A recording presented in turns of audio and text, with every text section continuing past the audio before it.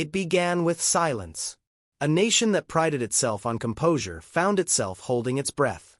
At precisely 6 o'clock in the morning, a sealed envelope left Buckingham Palace under heavy guard.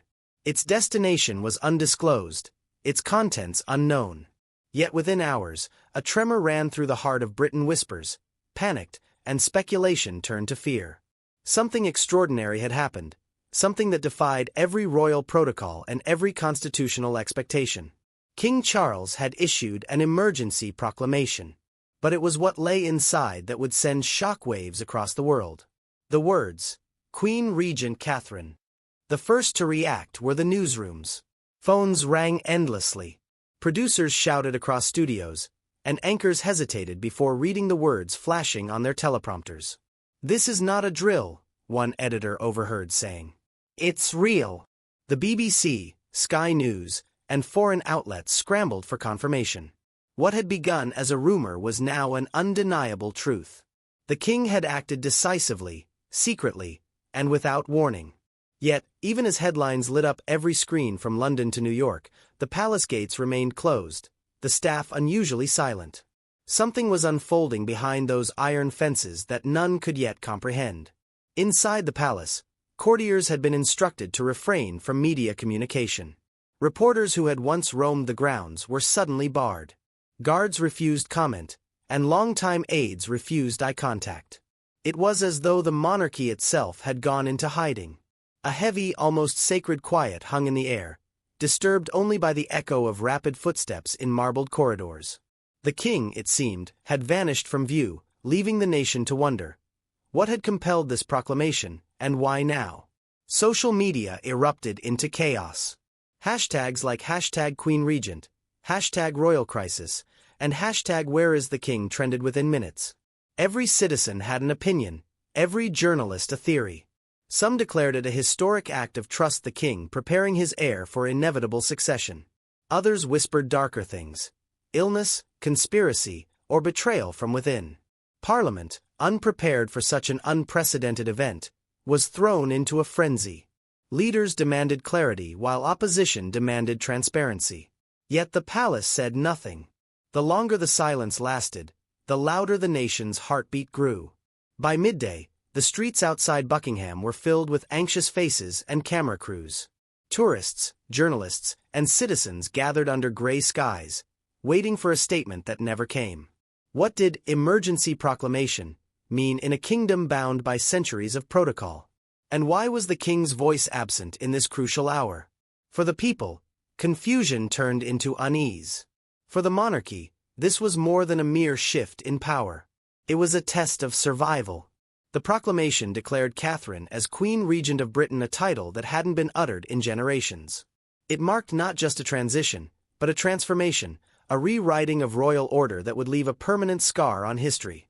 As the evening descended and the nation's pulse quickened, one truth began to surface among the murmurs. This wasn't a ceremonial gesture. It was an act born out of desperation, forged in urgency, and sealed with fear.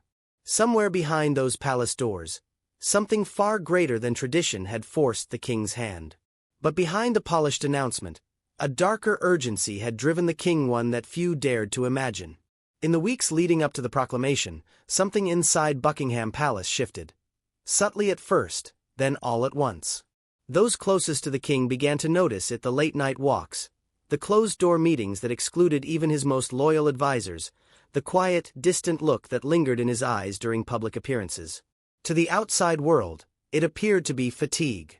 But inside the palace walls, there was talk of something deeper, a growing unease that no one could name aloud. Something or someone had shaken his confidence in his own rule. The whispers began, as they always do, quietly behind velvet curtains and in hushed corridors. But this time they carried weight. Courtiers who had served 3 monarchs spoke of a tension they hadn't felt since the darkest days of Diana's death. Staff reported sleepless nights, drawn curtains, and conversations that ended abruptly when footsteps approached. The king's composure, that signature steadiness he'd carried since his coronation, was crumbling under a weight invisible to the public. It wasn't illness that haunted him now. It was something far more dangerous: doubt. Then came the dossier. No one outside the highest echelon of the palace ever saw it, but those who did never forgot it. A slim, leather-bound file delivered late one evening by a courier whose name remains classified. Inside, it is said, lay the evidence of a constitutional sabotage, of a quiet movement to undermine royal authority through backdoor influence and hidden signatures. The document's contents were shocking enough to send ripples through the royal offices.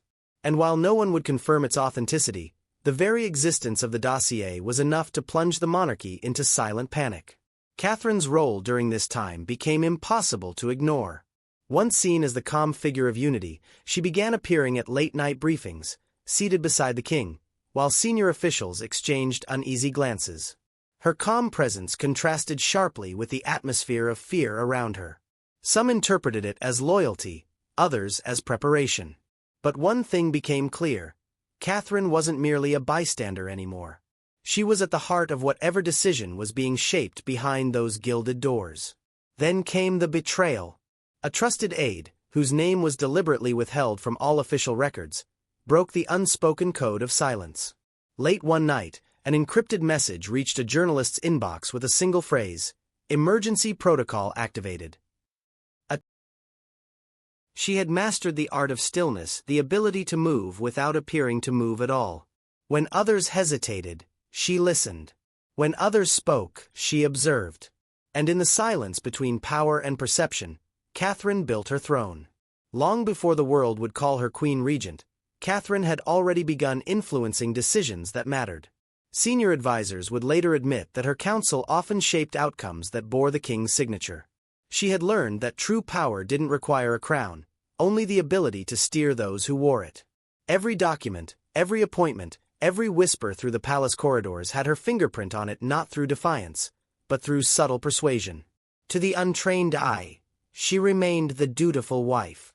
But to those who watched closely, she was becoming the monarchy's quiet strategist. Her mind was her greatest weapon. While others clung to tradition, Catherine reached beyond it. She began consulting with constitutional scholars under the guise of royal research, exploring precedents few dared to mention. Some say it was her conversations with the archbishop that truly cemented her understanding of duty and divine right, and how faith could anchor power when politics wavered. Through those discussions, she gained something far rarer than approval. She earned trust. The church saw in her a moral steadiness that reminded them of an era when the monarchy still commanded reverence. But Catherine's vision stretched further. Her relationship with the military quietly deepened. Generals and commanders found her calm, decisive, and unwavering under pressure. They called her the steady hand, the one who never panicked, even in crisis.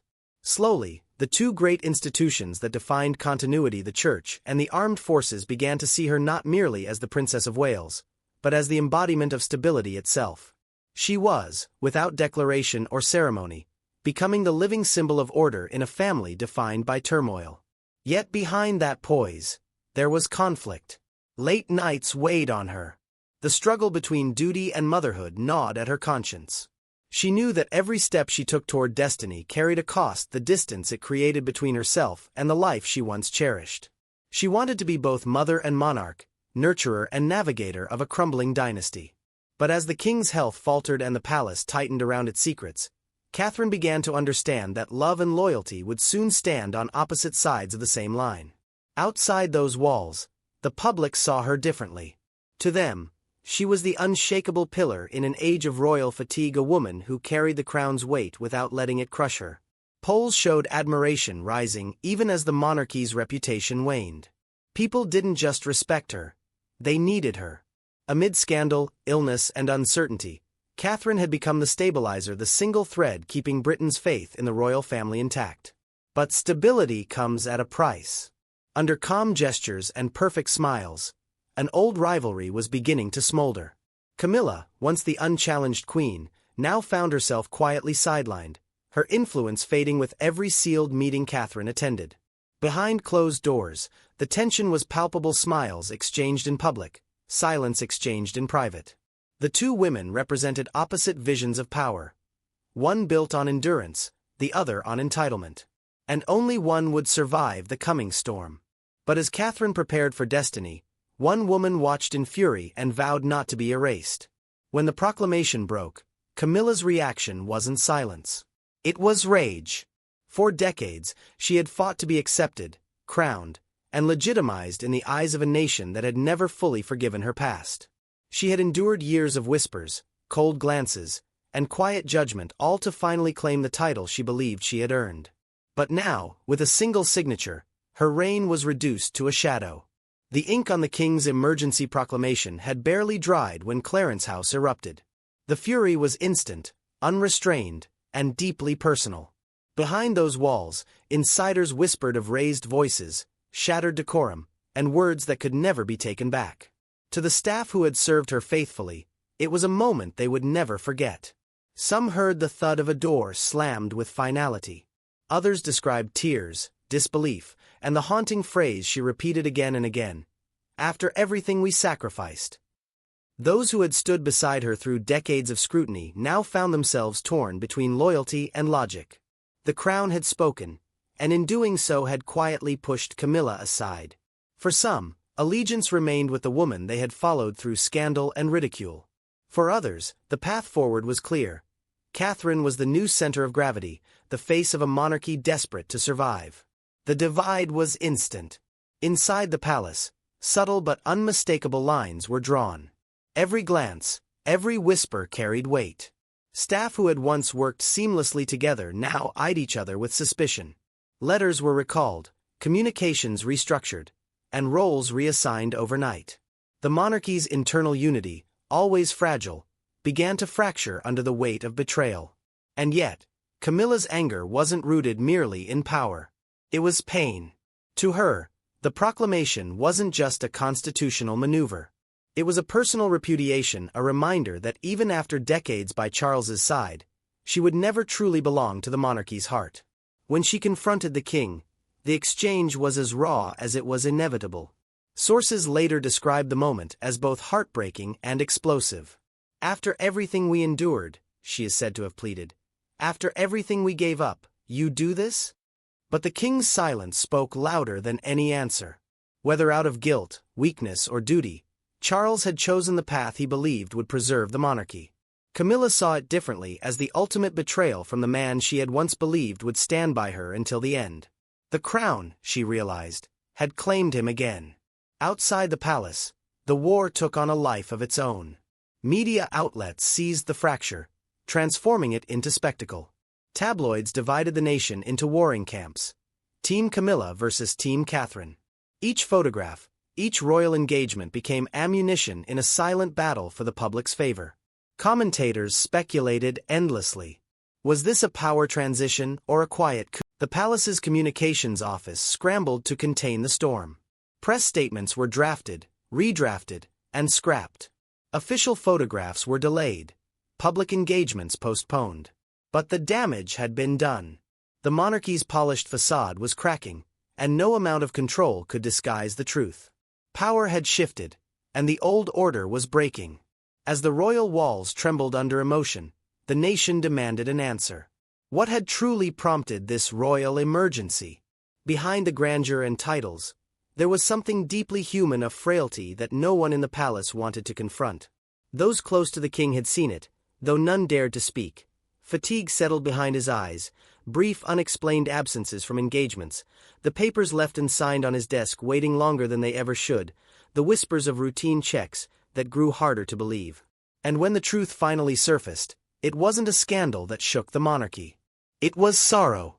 The proclamation, it turned out, was not born of ambition or manipulation. It was born of necessity, of a race against time. The king's secret illness had forced destiny's hand. For months, the signs were there, quietly hidden, carefully managed. Medical appointments appeared on his schedule under vague titles like private engagement. Doctors entered through back doors early in the morning. Only a handful of senior aides knew the truth, and even they were forbidden from documenting the details. What began as exhaustion became something far more serious. Each passing week brought new concern, new treatments, new silence. The palace's golden walls became a fortress of secrets. And while the public speculated about everything from family feuds to political plots, the real crisis was unfolding within the king himself. Those who had known him longest described a man at war with his own body and his own pride. He continued his duties shaking hands, giving speeches, pretending nothing was wrong. But the toll was unmistakable. The voice that once carried conviction now trembled with restraint. The steady gait that symbolized leadership had slowed to a careful step. Yet, more than the physical decline, it was the weight of decision that drained him most, the awareness that his strength, once unshakable, was beginning to fail him.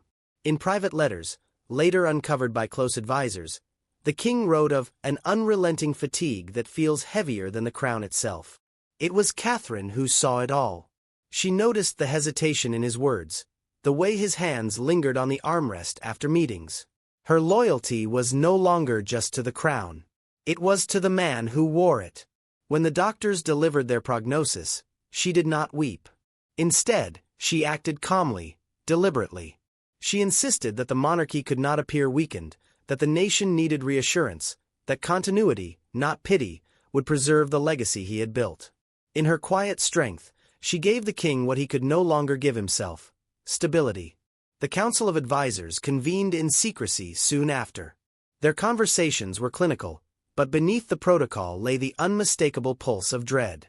One proposal, marked in the minutes as temporary regency, was initially dismissed as premature. But as weeks passed, it became impossible to ignore. The king's condition worsened, and his ability to fulfill state duties waned. A nation could not be ruled from a hospital bed. And so the final draft of the proclamation was prepared not as a transfer of power, but as a shield for the monarchy itself. When the king signed his name, his hand shook slightly. It was not weakness. It was acceptance, a monarch acknowledging mortality, not as defeat, but as duty.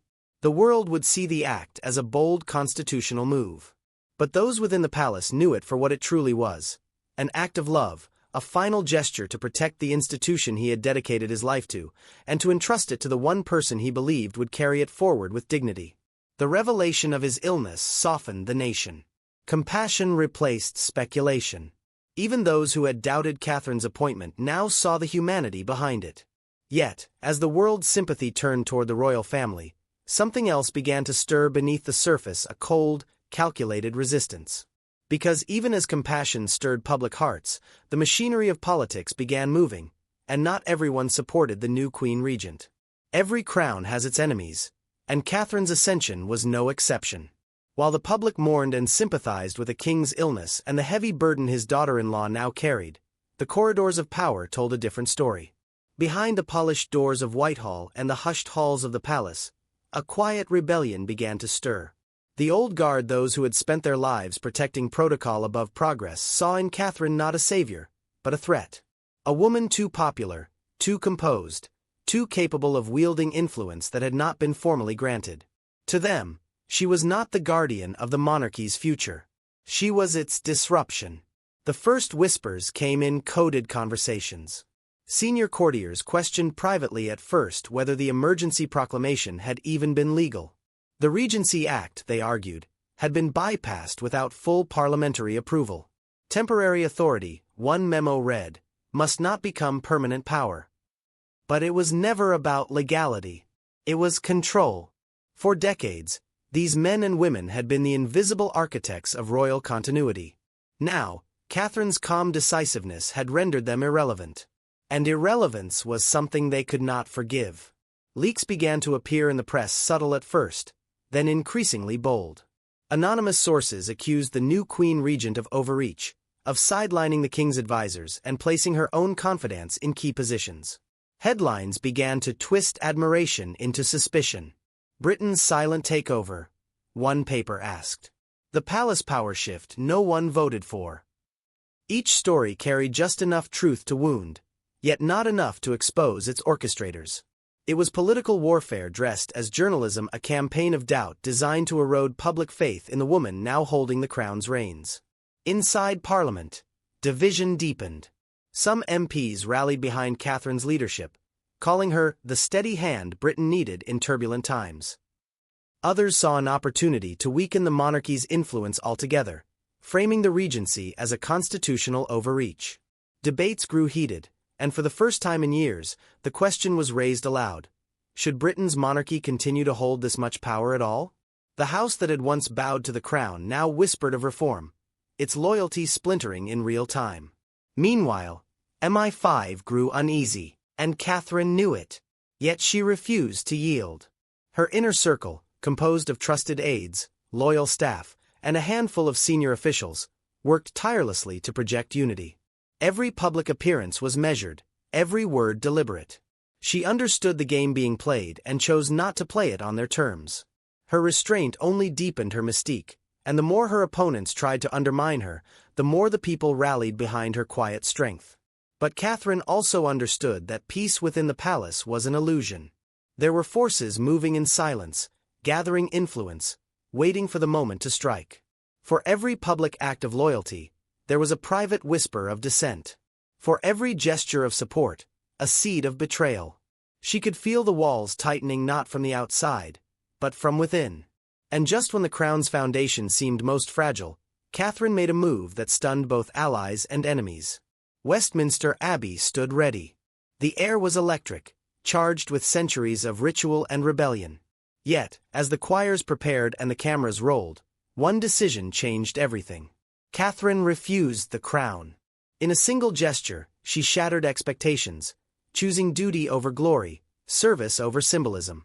The nation gasped, the monarchy transformed, and for the first time in decades, the royal family stood not divided by ego, but united by something deeper: humility. The day had been planned, secretly invitations drafted, dignitaries notified, the press kept on edge with promises of a transformational, ceremonial declaration. Many assumed it would be her coronation, a grand spectacle marking the dawn of a new chapter. Yet behind closed doors, Catherine had already made her choice. To her, a coronation was not a crown. It was a claim, and she had no desire to claim what was never truly hers. The purpose of the regency was to safeguard, not to reign. She would lead, yes, but only as the king's guardian, not his successor. The plans shifted overnight. The term coronation disappeared from every official document. Instead, regency ceremony, a subtle change, but one that carried the weight of centuries. When Catherine finally addressed the nation, her words silenced every doubt and every critic. "This crown," she said, her voice steady but warm, "belongs to the people until the king returns. I am merely its keeper." It was a declaration that restored faith to an institution many had grown weary of defending. In an era of power and image, she had chosen restraint. And in doing so, became something rarer than a monarch. She became a symbol of trust. The reaction was immediate. Across Britain and beyond, admiration flooded in. Newspapers that had once questioned her legitimacy now printed headlines of reverence. "The People's Regent," read one. Global leaders praised her humility. Religious figures called her words divine wisdom. For the first time in modern memory, the monarchy's approval rating soared. Even the skeptics, those who had doubted the young princess's resolve, found themselves disarmed by her simplicity. Catherine had done the unthinkable. She had strengthened the monarchy by refusing to glorify it. Those who knew her best, however, saw the emotion behind the composure. William's eyes betrayed both pride and heartbreak. He understood what she had given up: the life of quiet anonymity she once longed for, the comfort of being only a wife and mother. In choosing the crown's burden, she had also chosen sacrifice. Yet there was no resentment between them, only respect. In public, his gaze lingered on her not as a royal consort, but as a witness to her quiet courage. It was a look that said what words could not: "You are doing what history demands." Meanwhile, Camilla retreated from view. Her appearances ceased, her public engagements cancelled without explanation. Some said she was ill. Others whispered she had left London altogether. But within royal circles, it was understood: she had seen enough. The new era was no longer hers to shape. The nation that had once hesitated to embrace Catherine now adored her, and no title or past grievance could undo that truth. The monarchy, once fragile and uncertain, began to find its rhythm again. With Catherine at the helm, it projected something it hadn't in years: stability. No scandals, no chaos, just calm, competence, and compassion. In a world of spectacle, she had given Britain something far more valuable: serenity. The people no longer doubted whether the monarchy should exist. They now wondered how it had ever existed without her. But peace, especially royal peace, never lasts. Because while Britain stood still in admiration, another storm was gathering far beyond its shores. Across the Atlantic, a familiar voice was preparing to speak, one that had waited years for this moment, ready to challenge everything Catherine stood for. Just as the nation began to heal, Meghan Markle's name exploded across headlines once more. In an exclusive and emotionally charged interview, she accused the palace of orchestrating the regency to erase her and Harry's legacy. "They silenced us," she declared, her voice steady but filled with restrained anger, "and now they've replaced us." The words hit like thunder. Overnight, the narrative that had begun to settle under Catherine's calm stewardship fractured again.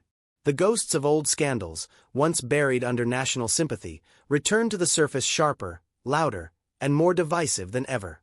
The accusations were sweeping. Meghan alleged that the same institution that had driven her away was now attempting to rewrite history to present Catherine as the model of grace and sacrifice while painting her, Meghan, as the villain of modern royalty. She claimed the regency was a continuation of the same machinery that chose image over humanity. For her supporters, it was vindication proof that the system remained unyielding and exclusionary. For her critics, it was a calculated attempt to regain the spotlight. But whatever side one stood on, the effect was undeniable. The monarchy, just beginning to regain stability, was thrust back into the center of global controversy. The world divided once again. Social media erupted with fury and empathy in equal measure. Debates over race, power, and privilege resurfaced, reigniting the cultural fault lines that had defined the royal crisis years earlier. Commentators dissected every word, every pause, every facial expression. Was Meghan exposing injustice or exploiting timing? Was her pain genuine, or had it become her platform? The discussion was not just about her anymore. It was about what the monarchy symbolized in a world no longer willing to accept tradition without question. Catherine, meanwhile, remained silent. No statements, no interviews, no rebuttals. Her silence was not weakness. It was strategy. Advisors had urged her to respond, but she refused. She knew that words, once spoken, could only deepen the divide. Instead, she continued her duties as though nothing had changed, meeting charities, visiting hospitals, and representing the crown with her trademark composure. The public began to notice the contrast. Where Meghan's voice was sharp and impassioned, Catherine's calm became its own form of resistance. Her quiet dignity in an age of noise resonated louder than any televised outburst. Yet, not everyone sided with her. Sympathy for Meghan surged among younger generations and international audiences, who saw her as a woman standing against an archaic institution. In Britain, however, the mood was more conflicted. Many admired Meghan's courage but resented the timing, accusing her of undermining a fragile monarchy still recovering from the king's illness. The divide was no longer royal. It was cultural, ideological, and generational. Then came the question no one dared ask aloud. Where did Harry stand? His silence was deafening. Some insiders whispered that he had warned Meghan against reigniting the feud, while others claimed he had quietly supported her from afar. Paparazzi caught glimpses of him looking withdrawn, torn between the woman he loved and the family he could never truly leave behind. The uncertainty surrounding him only fueled speculation. Was the Duke of Sussex preparing his own return, or retreating from the storm entirely? The media, ever hungry for fracture, pounced. Old interviews were replayed, conspiracy theories resurfaced, and journalists once again staked their reputations on palace sources. The narrative spun wildly out of control, transforming from a single interview into a cultural reckoning. In the process, the royal family's fragile reputation began to wobble again, haunted by the very ghosts it had tried to bury. But through it all, Catherine remained unmoved. Her face, calm and unreadable, became the monarchy's anchor amid chaos. She understood. It was not just another scandal. It was a test. And she had learned long ago that the strongest power isn't the voice that shouts the loudest, but the one that refuses to be shaken. Yet, even in the eye of controversy, Catherine's composure never faltered. Because she knew the story wasn't over. In the end, Catherine didn't seize power. She inherited chaos and turned it into grace. Her reign as Queen Regent would be remembered not for coronations or crowns, but for calm in crisis. Behind her serene smile was not complacency, but quiet endurance, the strength of a woman who carried a kingdom on her shoulders while the world questioned her every step. She had been thrust into history's harshest light, not by ambition, but by duty.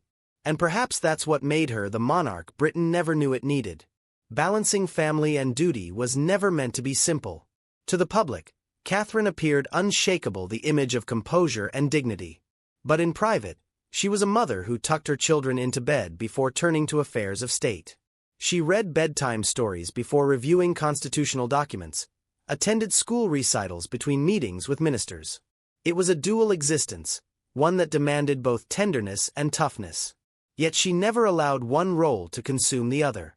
To her, family was not a distraction from the crown. It was the reason she wore it so carefully.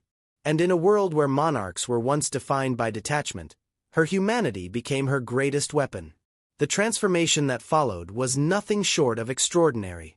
The monarchy, once battered by scandal, skepticism, and division, began to heal under her touch. Public trust, which had plummeted in the years of turmoil, started to rise again. It wasn't the grand gestures that restored faith. It was the quiet ones, the handwritten letters to grieving citizens, the unannounced visits to hospitals, the simple words of gratitude that made people feel seen. Catherine didn't speak of power. She spoke of purpose. In doing so, she turned a monarchy on the verge of irrelevance into something almost sacred again, not an institution above the people, but one among them. Even the king, watching from seclusion, saw the difference. Those close to him revealed that he sent her a private letter, short, handwritten, and sealed in his own crest. It read simply, "You have carried what I could not." It was not an abdication, nor an apology. It was recognition, a passing of legacy from a man who had spent his life preparing for leadership to a woman who had never sought it, yet embodied it more naturally than anyone before her. That letter, they say, changed her forever. Because for the first time, Catherine understood that her reign, temporary though it might have been, was not an accident of circumstance. It was destiny answering where tradition had failed. Her leadership redefined what monarchy meant in the modern world. No longer a symbol of hierarchy, it became a reflection of resilience. Under her stewardship, the crown was not about domination, but devotion. She showed that leadership could be both strong and soft, both commanding and compassionate. The image of power shifted, no longer male, no longer stoic, but human. The monarchy's heartbeat, once fading, began to steady under the rhythm of her empathy. It was a transformation that no law could enforce and no advisor could engineer. It came from within her, from that rare blend of conviction and grace that history seldom allows to coexist. And yet, beneath the triumph, a single question lingered, one that neither Catherine nor the nation could yet answer. The king's recovery was said to be improving, his return inevitable. But what would that mean for the Britain Catherine had rebuilt in his absence? Would the people, once so fractured, accept the old ways again after tasting a new kind of leadership? Would the monarchy return to the familiar or continue down the path she had carved with her quiet courage? For Catherine, that uncertainty was the price of greatness. She had never asked to rule, yet she ruled hearts. She had never worn the crown, but she carried its weight in every speech, every silence, every act of compassion. She left behind something larger than legacy. She left a lesson that power, in its truest form, is not about control. It is about continuity, about holding steady when the world threatens to fall apart. And so, as the bells of Westminster fade, one truth remains: history doesn't choose its heroes.